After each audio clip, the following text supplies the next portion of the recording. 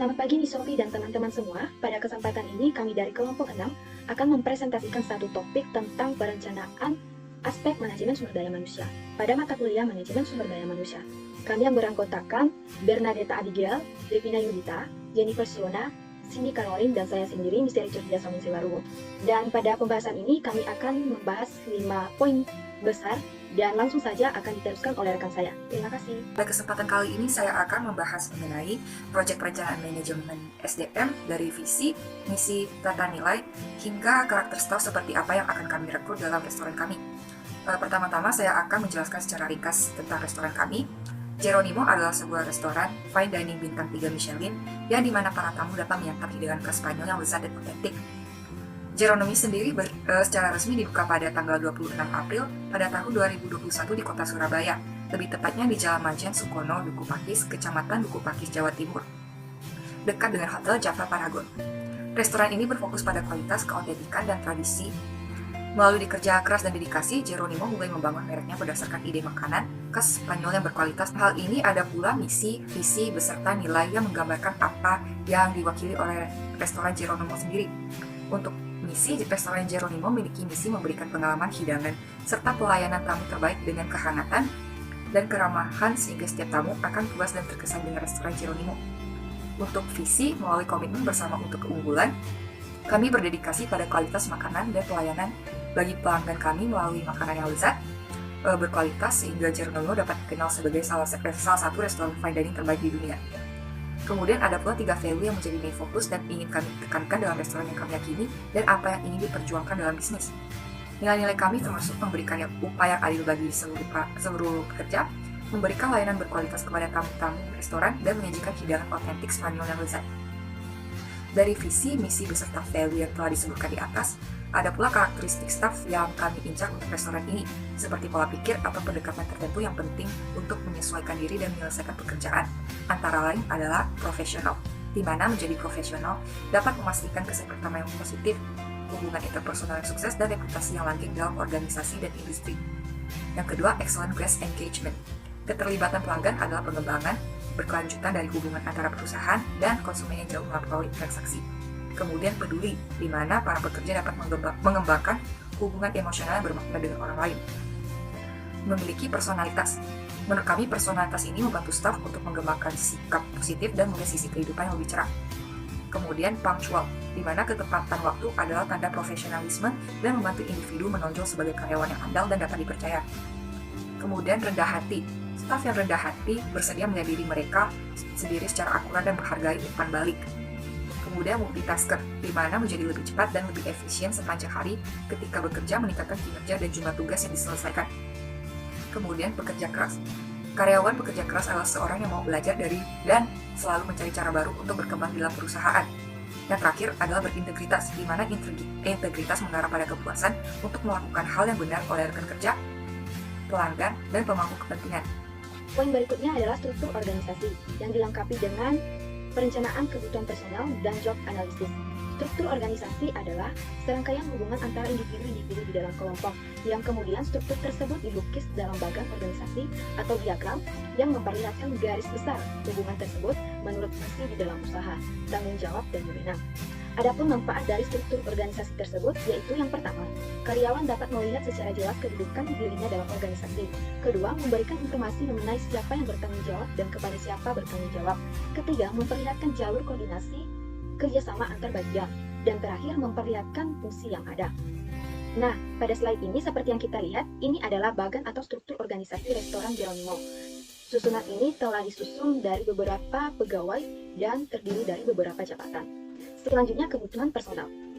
Berhubung dengan struktur organisasi yang telah dibuat, sudah terlihat dan ada bayangan pegawai yang ikut serta melancarkan usaha restoran Geronimo. Dan untuk lebih detailnya, akan diuraikan beberapa dan siapa-siapa saja personel yang akan dibutuhkan di restoran Geronimo. Yang pertama, ada administrator, yang terdiri dari 1 orang, manajer 1 orang, kitchen chef 1 orang, eksekutif chef dan bagian-bagiannya ada 20 orang, hostess dan kasir ada 3 orang, head waiter dan bagian-bagiannya ada 10 orang, dan head of security dan security staff ada 4 orang. Jadi, di restoran Geronimo, total perencanaan personel yang dibutuhkan ada sekitar 40 orang pegawai. Terakhir, tentang job analysis. Sesuai dengan bentuk struktur organisasi yang ada, setiap staf yang ada pada struktur organisasi tersebut tentu memiliki uraian aktivitas kerja, perilaku manusia, mesin atau alat perlengkapan bantu yang digunakan, standar kinerja, konteks jabatan, dan tuntunan manusiawi yang disebut dengan analisis pekerjaan atau job analysis. Guna menunjang operasional restoran, maka dari itu, pada restoran Jeronimo ada beberapa uraian job analisisnya. Yang pertama, tugas dan tanggung jawab. Tugas dan tanggung jawab ini dimulai pada administrator yang bertanggung jawab atas persyaratan hukum dan administrasi restoran. Dan terakhir, ada kepala keamanan yang bertanggung jawab atas penjaga, valet, dan kamera keamanan pendirian. Kedua, persyaratan keterampilan. Persyaratan keterampilan ini sudah dibahas pada poin sebelumnya. Dan pada poin ini saya akan kembali membahas, namun secara ringkas, persyaratan keterampilan pada job analysis di restoran Jeronimo seperti profesional dalam bekerja, excellent, peduli, memiliki personalitas, rendah hati, multitasker, pekerja keras, dan berintegritas.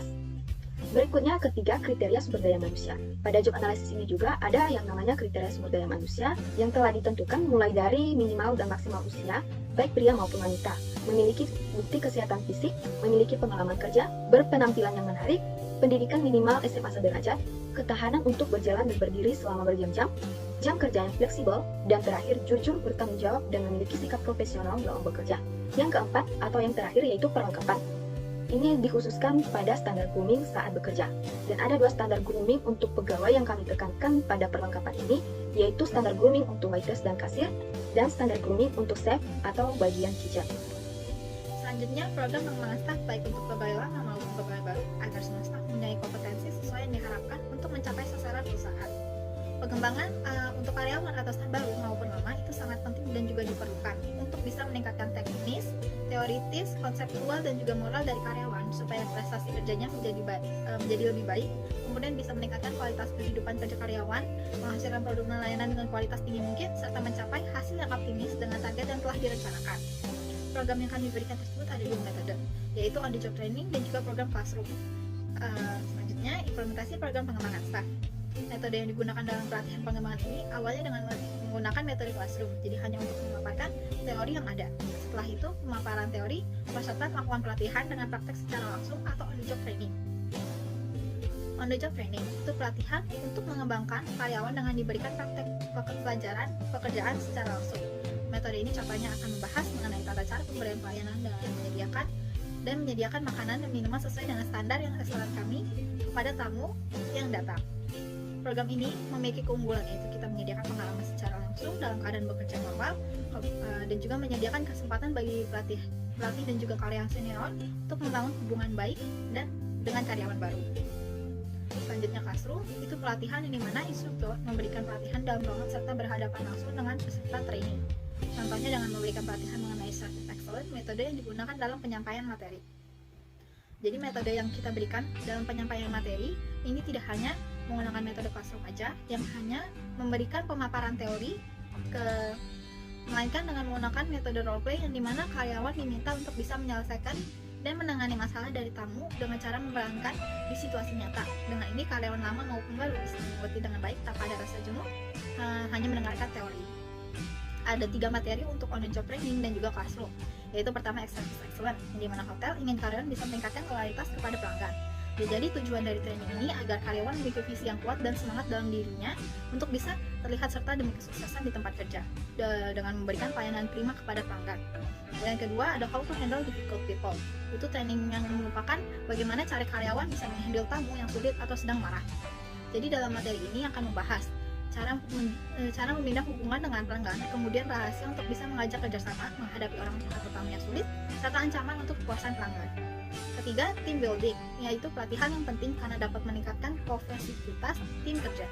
Jadi dengan mengikuti pelatihan ini diharapkan bisa menjadi satu tim yang solid dan dapat saling percaya, dapat bekerja sama dalam menyelesaikan berbagai masalah yang dihadapi.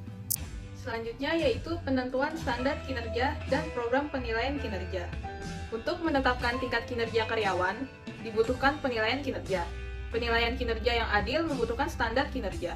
Standar kinerja karyawan atau yang biasa disebut dengan standar operasional perusahaan atau SOP merupakan identifikasi tugas, pekerjaan, dan kewajiban yang menggambarkan apa yang harus dilakukan, serta berfokus pada seberapa baik tugas tersebut akan dilaksanakan.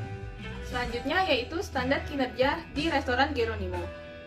memberikan pedoman mengenai kebijakan dan prosedur pelayanan yang berhubungan langsung dengan pelayanan konsumen restoran. Tujuan dari standar kinerja restoran ini adalah untuk memastikan pelayanan konsumen berjalan dengan baik dan lancar sesuai dengan visi dan misi restoran, serta menyediakan informasi untuk pengambilan keputusan di bidang pelayanan konsumen. Maka dari itu, di bawah ini akan kami uraikan ketentuan standar kinerja yang telah kami buat dan sediakan di restoran ini. Yang pertama yaitu grooming yang digunakan baik untuk waiter, kasir, maupun chef bagian kitchen.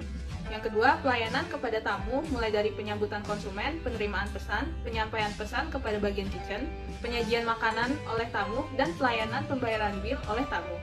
Dan adapun prosedur pelaksanaan pelayanan kepada tamu secara detail dan wajib untuk dilakukan adalah sebagai berikut. Yang pertama yaitu memberikan greeting kepada tamu saat datang dan memberikan rekomendasi meja sesuai dengan jumlah tamu yang ada. Selanjutnya memberikan informasi mengenai rekomendasi dan ketersediaan menu yang masih ada dan dapat dipesan oleh tamu. Mencatat pesanan secara detail, menyerahkan pesanan ke bagian kitchen, menyajikan makanan kepada tamu sesuai dengan pesanan, memeriksa apakah ada menu pesanan yang belum diterima oleh tamu, melayani proses pembayaran dan mengucapkan terima kasih, dan membersihkan meja yang sudah selesai digunakan oleh tamu. Selanjutnya yaitu penilaian kinerja karyawan.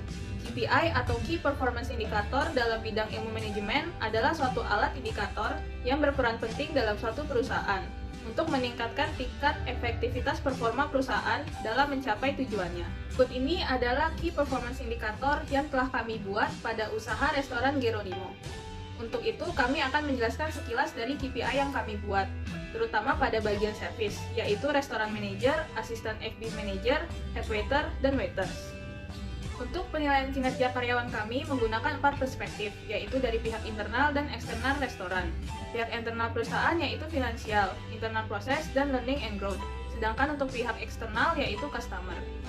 Berdasarkan dari pihak eksternal yaitu customer, mereka merasa puas dengan pelayanan yang diberikan oleh para staf yang rata-rata memiliki bobot nilai sebesar 10%. Sedangkan dari pihak internal yaitu sesama rekan kerja memiliki nilai yang bervariasi, yaitu mulai dari 6-15%.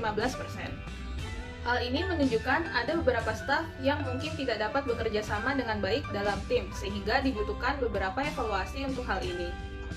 Kompensasi adalah suatu bentuk imbalan atau balas jasa yang diberikan kepada perusahaan kepada para karyawannya atau anggota bisnis. Kompensasi sendiri terbagi menjadi dua macam, yaitu kompensasi finansial dan kompensasi non-finansial. Kompensasi finansial merupakan kompensasi yang berbentuk uang yang diberikan kepada karyawan baik secara langsung maupun tidak langsung. Kompensasi finansial langsung contohnya seperti upah atau gaji, bonus atau komisi, serta insentif. Sementara kompensasi finansial tidak langsung adalah kompensasi yang tidak berbentuk uang meskipun tetap dibayarkan oleh perusahaan. Contohnya seperti tunjangan, asuransi kesehatan, program pensiun, dan sebagainya. Sementara kompensasi non-finansial terdiri dari lingkungan kerja yang nyaman, pelatihan karyawan, seminar, dan juga promosi jabatan. Tujuan dari sistem kompensasi adalah yang pertama untuk mempertahankan dan meningkatkan kinerja karyawan. Dengan adanya kompensasi yang sesuai dengan hasil kerja mereka, karyawan akan termotivasi untuk bekerja di perusahaan, sehingga hal ini akan berdampak pada kinerja atau produktivitas kerja karyawan yang juga akan semakin meningkat. Yang kedua adalah untuk memberikan penghargaan kepada para karyawan atas kontribusinya dalam memajukan perusahaan. Yang ketiga sebagai bentuk apresiasi atau penghargaan atas hasil kerja atau prestasi para karyawan selama bekerja, sehingga karyawan mengetahui bahwa perusahaan menghargai kerja keras mereka dan akan memicu karyawan untuk bekerja lebih giat lagi. Yang terakhir adalah mempertahankan karyawan yang ada. Dengan adanya sistem kompensasi ini, karyawan akan betah atau puas bekerja di perusahaan. Karena apabila tidak ada kompensasi atau besaran kompensasi tidak sesuai atau tidak kompetitif, maka karyawan banyak yang memutuskan untuk keluar, dan tentunya hal ini akan mengakibatkan perputaran karyawan semakin meninggi. Kebijakan sistem kompensasi yang dijalankan oleh restoran Geronimo yang pertama adalah upah tenaga kerja. Upah tenaga kerja atau upah gaji pokok yang diberikan kepada para karyawan telah disesuaikan dengan UMK atau upah minimum kota. Jumlah gaji yang diberikan juga telah disesuaikan dengan jabatan serta tanggung jawab yang dimiliki. Selain itu, gaji yang diberikan juga sesuai dengan kesepakatan kerja yang telah dibuat sebelumnya. Selain gaji pokok, juga akan diberikan uang makan harian, pulsa, dan juga uang transport. Untuk kenaikan gaji akan diberikan setiap tahunnya kepada para karyawan yang memberikan kontribusi positif dan berprestasi terhadap restoran Geronimo. Kenaikan gaji ditentukan berdasarkan hasil evaluasi mereka terhadap Key Performance Indicator atau KPI yang menggambarkan pencapaian target dan disiplin kerja karyawan. Kenaikan gaji diberikan pada karyawan yang memiliki masa kerja lebih dari 1 tahun. Yang kedua adalah kompensasi tambahan. Selain gaji, karyawan di restoran Geronimo juga diberikan kompensasi tambahan berupa BPJS Kesehatan dan BPJS Ketenagakerjaan dan juga cuti tahunan sebanyak 12 per hari per tahun. Yang terakhir adalah tunjangan hari raya. Tunjangan diberikan kepada semua karyawan pada saat hari raya Lebaran, baik karyawan yang muslim maupun karyawan yang non-muslim. Demikian presentasi dari kami kelompok 6. Mohon maaf jika banyak ketidaksesuaian dalam penyampaian kami, terlebih-lebih dalam ucapan kata. Kami ucapkan terima kasih.